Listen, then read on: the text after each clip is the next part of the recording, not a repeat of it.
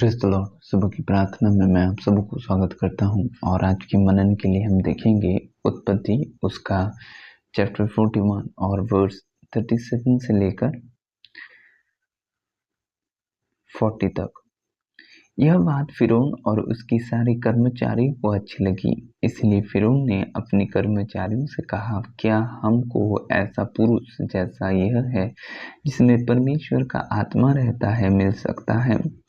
फिर फिरौन ने यूसुफ से कहा, परमेश्वर ने जो तुझे इतना ज्ञान दिया है कि तेरे तुल्य कोई समझदार और बुद्धिमान नहीं, इस कारण तू मेरे घर का अधिकारी होगा और तेरी आज्ञा के अनुसार मेरी सारी प्रजा चलेगी। केवल राजगद्दी के विषय में तुझसे बड़ा ठहरूंगा। जब यूसुफ अपने भाइयों के द्वारा वो घात किया गया, यानी वो बिका गया, तब क्या हुआ कि मिस्र में वो पहुंचाया गया और ये परमेश्वर की योजना थी कि यूसुफ को मिस्र में लाए और यूसुफ के द्वारा परमेश्वर अपना महिमा को प्रकट करे।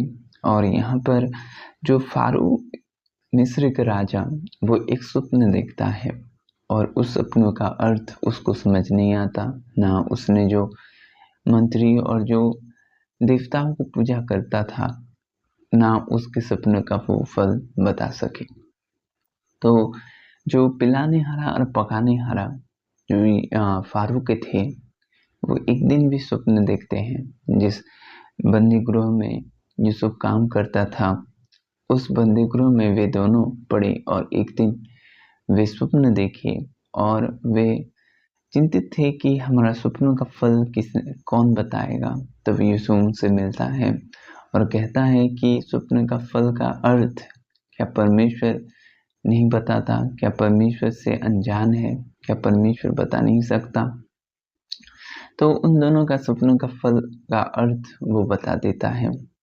और जो पिलाने हारा है वो अपने जगह पर वो नियुक्त होता है और पकाने हारा को मृत्यु मिलती है।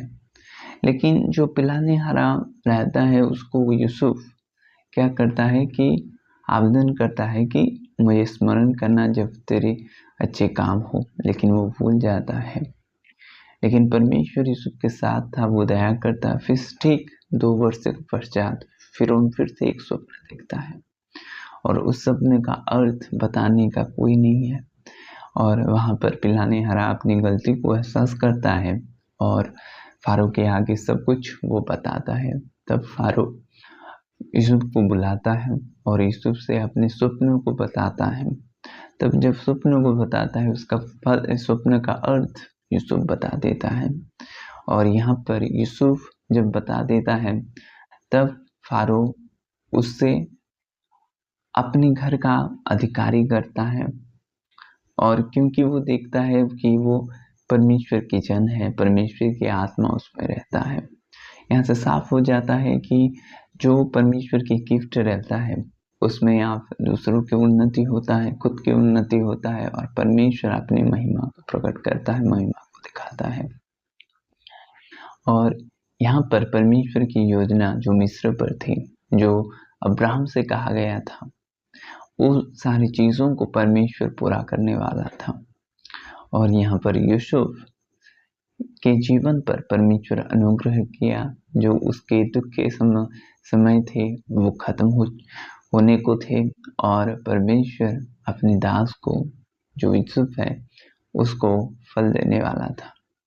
और यहाँ पर जो परमेश्वर को भय, परमेश्वर की आज्ञा, परमेश्वर की इच्छाओं पर चलना, यूसुफ को प्रतिफल मिलने वाला था। और क्या प्रतिफल था कि फारू कि सबसे ऊंचा अधिकारी यूसुफ बने, सिर्फ राजगद्दी पर फारो रहे। ये परमेश्वर की योजना थी। और जो फारो ने स्वप्न देखा वो क्या था कि 7 वर्ष अच्छे फसल होंगे और 7 वर्ष सूखा पड़ेंगे।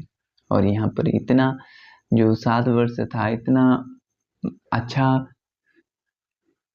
फल हुआ कि वो यूसुफ ने बटोरा, इतना बटोरा कि कई बार जो मंडी रहती थी, जो भोजन सामग्री रखने की जगह रहती थी, जो वहाँ पर भी जगह नहीं होता था।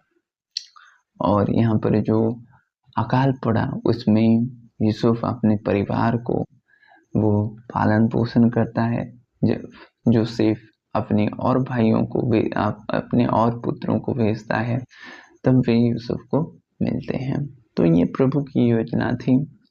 हम ये न समझे कि जब आप जहाँ पर भी हो, ये प्रभु की योजना नहीं है। हाँ, प्रभु की योजना है कि आप वहाँ पर रहो। अगर उस जगह पर प्रभु को आपको रहने के लिए दे रहा है तो आप रहो, और वो जगह जैसे भी हो, परमेश्वर पर आप भरोसा रखो, परमेश्वर पर आप जुड़े रहो, परमेश्वर पर आप संगति बनाए रहो, उसके आज्ञाओं पर चलो। निश्चय परमेश्वर आपके द्वारा बड़े काम करेगा और परमेश्वर अपनी महिमा को दिखाएगा। प्रभु इस वचन से आप सबों को आशीष करे। आमीन। अभी प्रार्थना का समय है, मैं आपके लिए प्रार्थना करूंगा। पिता, मैं आपके लोगों के लिए दुआ करता हूँ। खुदावंद, हे प्यारे प्रभु, हे पिता, धीरज के सहित जिस स्थान पर हो, जिस जगह पर हो, खुदावंद आपसे बने रहे। खुदा प्यारे पिता, प्रभु जी, उनको आप अच्छी तरह से जानते हैं। खुदावंद, हे प्यारे प्रभु, उनको आप आशीष करें।